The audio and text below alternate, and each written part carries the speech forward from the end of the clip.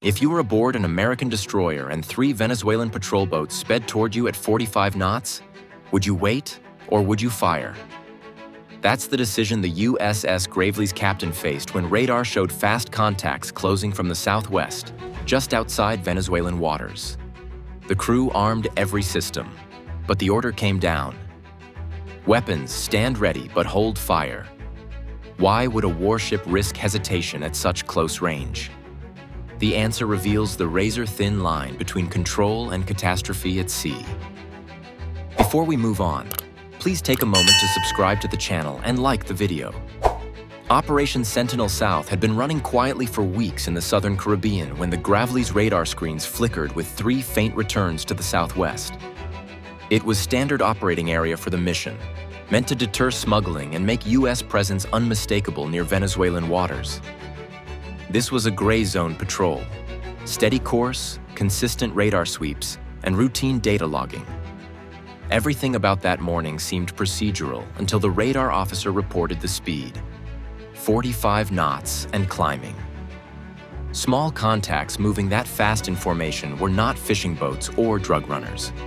The Combat Information Center brought the feed onto the main display, tracking each return as it surged closer. The destroyer's crew recognized a pattern: 3 parallel tracks advancing with nearly identical intervals, something deliberately coordinated. At first, the contacts held around 12 nautical miles out, just beyond the point where international waters meet Venezuela's self-declared Bolivarian security zone, a boundary Washington did not recognize. The Gravely held position, running at patrol speed. The radar signature suggested small hulls, light displacement, and minimal metal cross-section. Then came the classification note. Probably Guy-class fast patrol craft, light, low to the water, built for speed more than fight. Each carried mounted weapons capable of harassment, not engagement, yet the formation broadcast precision. One appeared to have a long cylindrical mast directly behind its bridge, the kind used for advanced sensors or optical cameras, not typical on older boats. That detail pushed the assumption from random encounter to reconnaissance. Over the next few minutes, the range folded inward. 12 miles shrank to 10, then 8. The operator marked the time. A 2 nautical mile gain in under 4 minutes. The captain ordered a communications hail. Unidentified vessels. This is United States Warship 2 Destroyer 0.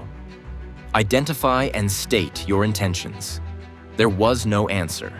A second transmission followed, slightly firmer and still silence except for faint static and a burst of what sounded like encrypted bandwidth chatter. That silence was its own message. The Gravely's crew maintained standard course and speed, radars locked in surface track mode but without activating targeting beams. The air above the ship remained calm except for the rhythmic rotation of the SPY-1D arrays, their data feeding into the Aegis system in real time. Visual contact came just as dawn began to break over the Caribbean.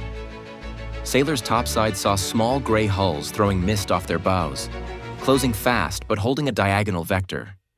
Each was sleek, nearly invisible against the low light.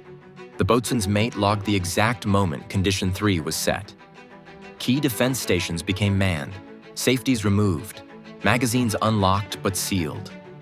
The destroyer's own MH-60R helicopter, call sign Razor 21, spooled up as standby airborne overwatch. The Venezuelans still gave no response, but their lead vessel adjusted heading slightly, angling across the destroyer's projected path, perhaps measuring reaction times. Inside the Combat Information Center, the atmosphere was clipped and quiet. Every console displayed layered feeds: surface radar, AIS data, passive intercepts. The SLQ-32 electronic suite registered bursts of radar emission from the approaching boats. Quick sweeps likely meant to gauge distance rather than target lock. Analysts flagged the signals and stored them for later decoding. It was clear by now these were not traffickers trying to slip through patrol corridors. They were statecraft probing boundaries and discipline. The Gravely maintained full compliance with its rules of engagement. No aggressive actions unless facing unmistakable hostile intent. By the time the contacts reached 5 nautical miles, The destroyer stood in a perfect defensive stance without escalating. The boats were close enough that crew on both sides could make out outlines on deck. Then, without warning, the Venezuelan craft began to slow. Their wakes shortened as they altered course eastward, keeping formation. The Gravely held steady, weapons unarmed yet visible, the hierarchy of restraint preserved. Each sensor on board recorded the event.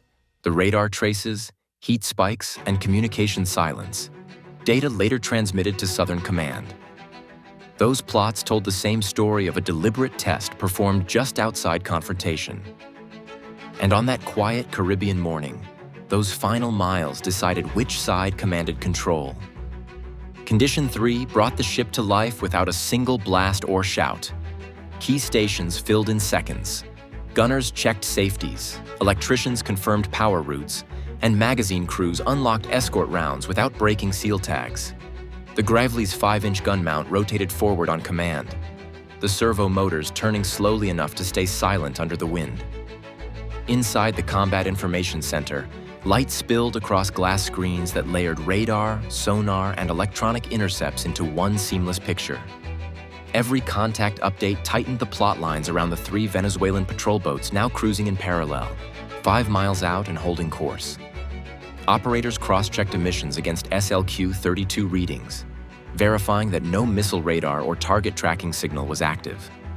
The ship's Aegis array stitched all that information into digital clarity. No one moved without purpose. Every action matched the rhythm of orders coming from the tactical action officer.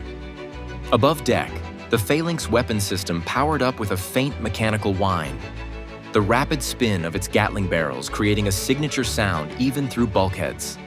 It served as an audible reminder that the destroyer's last line of defense was ready if the moment demanded.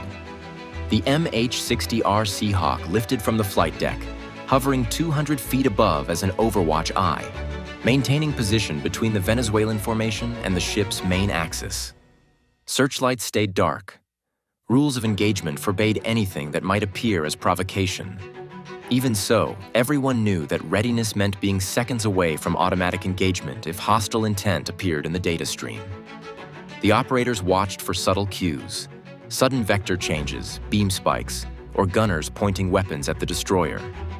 Holding fire sounds simple until seconds feel stretched. Human instinct pushes hard against restraint when an unknown target races that close. But on board, training leaves little room for impulse. Crew members focused on clear, repetitive tasks, monitoring bearings, recalculating range, securing watertight hatches, and waiting for decisive confirmation. Each performed like a link in a machine where hesitation or overreaction could break the chain. The voice of command echoed through circuit headsets, calm but absolute. Weapons stand ready but hold fire. That phrase carried more weight than the sound of any cannon. It meant the captain accepted full responsibility for what would or would not happen next. In combat terms, it meant control outweighed fear. The Combat Information Center became the quiet pivot between 2 possible outcomes. Technicians used centimeter-level precision to monitor wake patterns reflected on radar, while the sonar operators listened for prop cavitation signatures to determine engine revolutions, subtle indicators of acceleration or retreat. The data displayed no aggressive spike. The Venezuelan patrols were holding steady in observation mode. Their bridge masts occasionally showed short pulses on the electronic spectrum, consistent with surveillance scans rather than lock-ons. Analysts logged every transmission. This was the calculus of controlled friction, the deliberate choice to meet aggression with composure, to project confidence instead of threat. Up top, the 5-inch barrel followed each movement within its firing arc, tracking but untriggered. Sailors could see the neighboring boat crews through binoculars, men standing exposed on open decks. Both sides understood that one mistake could light the horizon. Still, no targeting radar engaged. The only motion breaking the stillness came from the Seahawk tracing slow circles. Its sensors fed infrared images back to the bridge, showing the Venezuelan hulls now spacing farther apart. Within minutes, their wakes began to flatten as they throttled back. Range readings opened to 6, then 7 miles. The tension inside the ship's compartments didn't release. Not yet. Protocol required full confirmation. No one could assume safety until traces disappeared from the radar. The power on display that morning came from restraint, not from missiles or guns. The USS Gravely's crew showed strength through precise control under pressure, choosing discipline over escalation. Deterrence today no longer depends on who fires first, but on who manages timing and communication best. Each second of silence, each held command, carried a message louder than a shot. Naval power now lives in that balance, the ability to project dominance without crossing the line into conflict. Control becomes the signal, not aggression, and that morning, over calm Caribbean waters, it was control that kept the peace alive.